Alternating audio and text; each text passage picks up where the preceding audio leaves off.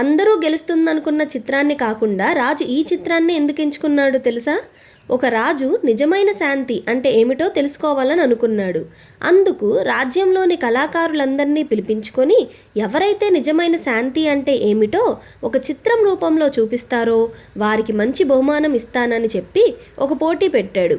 కొన్ని రోజుల తర్వాత చాలామంది కళాకారులు అందమైన చిత్రాలను తీసుకొని రాజు వద్దకు వచ్చారు.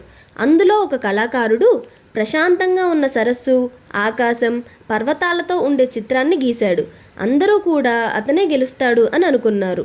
ఇంకో కళాకారుడు పెద్ద తుఫాను, నల్లని మేఘాలు, పెద్ద అలలు రాళ్లను తాకుతున్నట్లు, అంత పెద్ద తుఫానులోనూ ఒక పక్షి తన గూట్లో ప్రశాంతంగా నిద్రపోతూ ఉన్నట్లు కనిపించే ఒక చిత్రాన్ని గీశాడు. రాజు ఆ పెద్ద తుఫాను ఉన్న చిత్రాన్ని చూసి ఆ కళాకారుణ్ణి విజేతగా ప్రకటించాడు.